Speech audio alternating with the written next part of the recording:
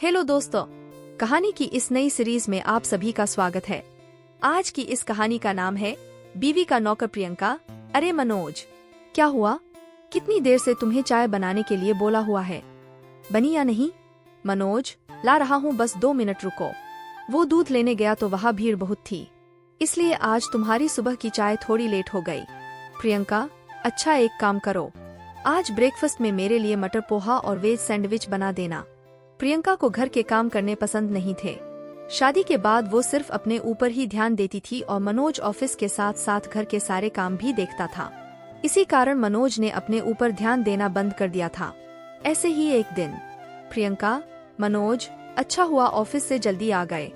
हमें कल सुबह की गाड़ी से जाना है, तो तुम मेरी साड़ियाँ प्रेस करके अटैची लगा लो और सुबह जल्दी उठकर आलू पूरी बनाकर पैक कर लेना। मुझे फिर रास्ते में ट्रेन में भूख लगेगी। अच्छा रसोई समेट लेना, मैं सोने जा रही हूँ, मुझे नींद आ रही है। मनोज, ठीक है, तुम आराम से सो जाओ, मैं सब काम कर दूंगा। प्रियंका खर्राटे लेकर सो जाती है।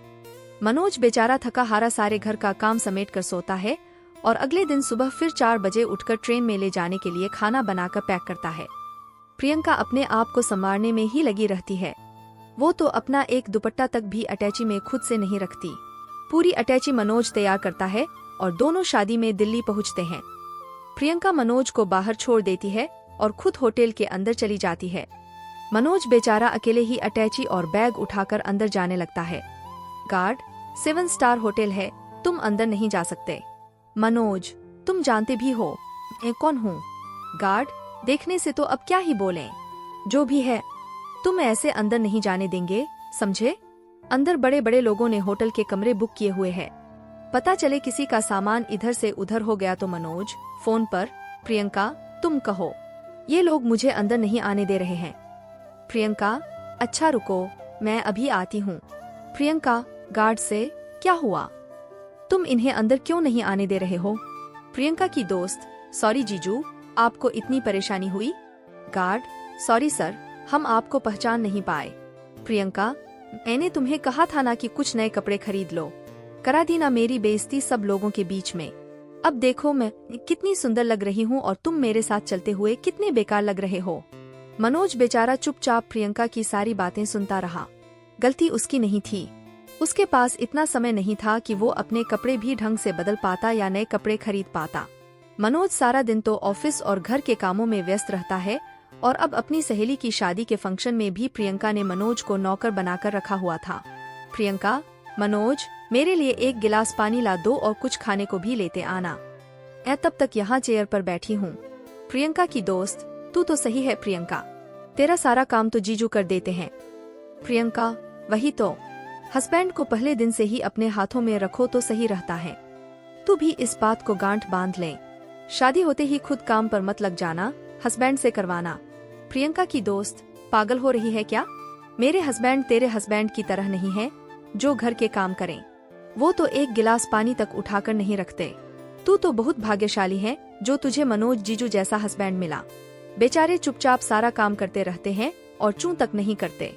शीतल की शादी के सारे फंक्शन निपट जाते हैं और शादी के बाद मनोज और प्रियंका वापस घर लौट आते हैं। कुछ दिन तक ऐसे ही चलता रहता है।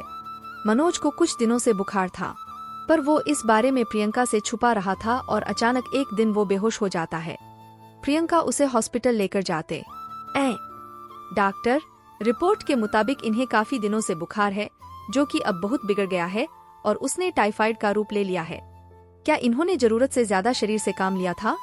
प्रियंका, मन में, मैं डॉक्टर से कैसे कहूँ कि ऑफिस के साथ सारे घर का काम मनोज अकेले ही करते हैं। मुझसे ये बहुत बड़ी भूल हो गई, मेरी वजह से मनोज की आज ये हालत है। प्रियंका, डॉक्टर, हाँ वो कुछ काम का स्ट्रेस मनोज के ऊपर ज्यादा आ गया था। डॉक्टर, देखिए जो भी है, पर कम से कम मनोज को ठीक होने में कुछ दिन तो लग ही जाएंगे। कुछ दिन हमें इन्हें हॉस्पिटल में ही रखना पड़ेगा। बुखार उतरने के बाद ही हम इनको छुट्टी देंगे। मनोज की सेहत का बहुत ज्यादा ध्यान रखने की जरूरत है और आप तो उनकी पत्नी हैं, तो आपसे बेहतर इनकी देखभाल कोई नहीं कर सकता। प्रियंका की आंखों में आंसू आ जाते हैं। अब वो मनोज का बहुत ध्यान रखने लगी थी। घर का सारा काम करके वो मनोज के लिए हॉस्पिटल में अच्छा खाना, फ्रूट सब तैयार करके ले जाती थी। धीरे धीरे मनोज ठीक होने लगा और उसे छुट्टी मिल जाती है। मनोज घर जाता है। एक सुबह प्रियंका, मनोज जल्दी उठो, मैंने तुम्हारे लिए बढ़िया सी चाय बनाई है। आज हम दोनों मिलकर एक साथ चाय पियेंगे। उसके बाद मैं तुम्हारी पसंद का लंच रेडी करूंगी और तुम मुझे ऑफिस से फोन करके बता देना कि लंच कैसा बना है। मनोज, प्रियंका, तुमने मेरी कितनी देखभाल की है। सचमुच तुम्हें पत्नी के रूप में पाकर मैं बहुत खुश हूँ और तुम्हें इतना सारा घर का काम अकेले ही करना पड़ा। अब तो मैं ठीक हो गया हूँ, इसलिए मैं घर का काम फिर से संभाल लूंगा। प्रियंका, मनोज, नहीं, हम दोनों मिलकर इस घर को संभाल लेंगे। हाँ मनोज, मैं गलत थी। पति पत्नी के रिश्ते में सिर्फ एक को ही जिम्मेदारी नहीं संभालनी होती, बल्कि दोनों बराबर बराबर के हिस्सेदार होते हैं। ये बात मुझे समझ आ गई है। आज की ये खास और मजेदार कहानी आपको कैसी लगी? नीचे कमेंट में जरूर बताएं और भी ऐसी इंटरेस्टिंग कहानी सुनने के लिए चैनल को सब्सक्राइब करें।